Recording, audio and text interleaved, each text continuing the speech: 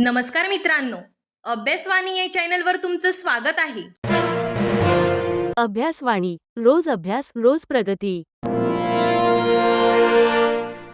तर बघा मित्रांनो, या व्हिडिओमध्ये आपण सार्वजनिक आरोग्य विभाग भरतीच्या संदर्भात त्यामध्ये गट क आणि गट ड दोन्ही भरतीसाठी एक नवीन परिपत्रक प्रसिद्ध झालेलं आहे आणि त्यामध्ये नेमकं काय म्हटलेलं आहे ती माहिती आपण पाहणार आहोत.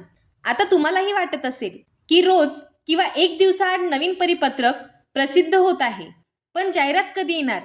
तर मित्रांनो, एक लक्षात ठेवा, जाहिरात त्यांना काढायचीच आहे. मग जाहिरात काढण्यासाठी जी काही पूर्वतयारी करावी लागते ना, त्या पूर्वतयारीसाठीच हे परिपत्रक लिहित आहे. कारण जाहिरात आल्यानंतर कोणतेही अडथळे निर्माण होऊ नयेत, कोणी कोर्टामध्ये जाऊ नये, त्यासाठी जाहिरात काढण्या अगोदरची जी काही पूर्वतयारी असते ती पूर्वतयारी करण्यासाठी हे वेगवेगळे परिपत्रक काढले जात आहेत आणि जाहिरात खरोखर येणारच आहे. म्हणूनच एवढे परिपत्रक, बैठक वगैरे सगळ्या गोष्टी सुरू आहेत. तर तुम्ही अभ्यास सुरू ठेवा आणि नवीन परिपत्रक आधी अधिकृतरित्या आलं तर त्याची माहिती देणं ही माझी जबाबदारी आहे. म्हणून मी तुम्हाला ती माहिती देत आहे. अभ्यास सुरू ठेवा, खरोखर जाहिरात येणार आहे. हा व्हिडिओ शेवटपर्यंत पहा.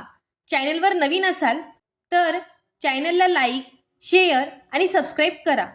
तर या ठिकाणी पहा, आरोग्य सेवा आयुक्तालय पुणे कार्यालय, प्रति कार्यक्रम प्रमुख सर्व आणि उपसंचालक आरोग्य सेवा सर्व, त्याच्या खाली काय दिलेलं आहे, दिनांक 11/8/2026 रोजी सेवाविषयक बाबींचा आढावा. आता सेवाविषयक बाबींचा आढावा त्याच्यामध्ये काय दिलेलं आहे ते पहा. आयुक्तालय आरोग्य सेवा मुंबई यांच्या अधीनस्थ गट क व गट ड म्हणजे गट क आणि गट ड दोन्ही पदांची जाहिरात येणार आहे. या संवर्गाच्या सेवाविषयक बाबींचा आढावा घेण्यासाठी या कार्यालयामध्ये दिनांक 11/8/2026 रोजी सकाळी 10 वाजता बैठक आयोजित करण्यात आलेली आहे. करिता सदर बैठकीसाठी संबंधित कार्यालयातील मुख्य प्रशासकीय अधिकारी व संबंधित कर्मचारी यांनी जोडलेल्या बैठकीच्या विषयसूची अजेंडानुसार आवश्यक त्या माहितीसह तसेच माहितीच्या सॉफ्ट कॉपीसह या कार्यालयात उपस्थित राहावे. आता त्याच्यामध्ये विषय काय आहे ते पहा, तोही आपण समजून घेऊयात. तर विषय असा आहे की आकृतिबंधानुसार गट क व गट ड या संवर्गाच्या संस्थांनी आहे मंजूर भरलेल्या रिक्त पदांचा तपशील सादर करण्यासोबत आकृतिबंध पडताळणी स्थळ घेऊन येणे, म्हणजे आकृतिबंधाची पडताळणी करण्यासाठी तो आकृतिबंध सुद्धा सोबत घेऊन यायचा आहे.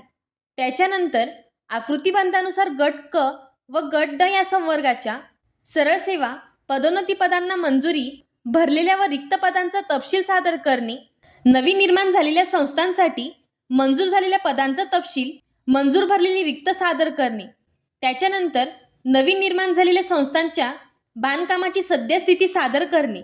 म्हणजे मध्यंतरी मी तुम्हाला सांगितलं होतं, पहा, जी बांधकाम पूर्ण व्हायच्या मार्गावर आहेत तिथे सुद्धा नवीन पद निर्मिती झालेली आहे आणि ते सुद्धा या भरतीमध्ये ॲड होणार आहे. हा 3 नंबरचा मुद्दा आहे. प्रशासकीय बदली झालेले एकूण कर्मचाऱ्यांची संख्यापैकी कार्यमुक्त केलेल्या कर्मचाऱ्यांची संख्या तसेच रुजू झालेल्या कर्मचाऱ्यांची संख्या सादर करावी. नवीन जाहिरात काढायच्या आधी जे अंतर्गत कर्मचारी असतात त्यांच्या बदल्या वगैरे करून घेतल्या जातात, त्याचा हा प्रकार आहे.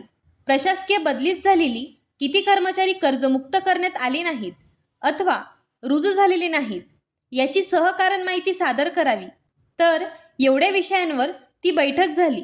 पहा, आता तुम्हाला प्रश्न पडेल, बैठक होणार आहे किंवा त्या संदर्भात परिपत्रकाची माहिती मी देते, पण बैठकीमध्ये काय झाले याची माहिती का भेटत नाही, त्याचं कारण सांगते.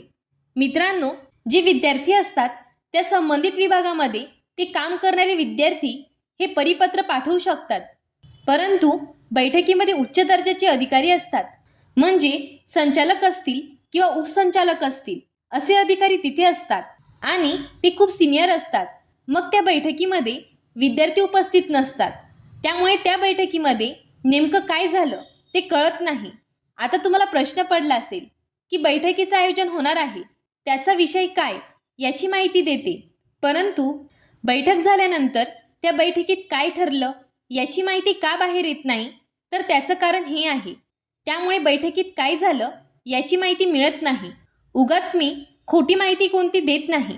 त्यामुळे जी अधिकृतरित्या माहिती मिळते तीच माहिती व्हिडिओच्या माध्यमातून देत असते. तर या व्हिडिओमध्ये एवढीच माहिती. हा व्हिडिओ उपयुक्त वाटला असेल तर चॅनलला लाईक, शेअर आणि सबस्क्राईब करायला विसरू नका. धन्यवाद. अभ्यासवाणी रोज अभ्यास रोज प्रगती.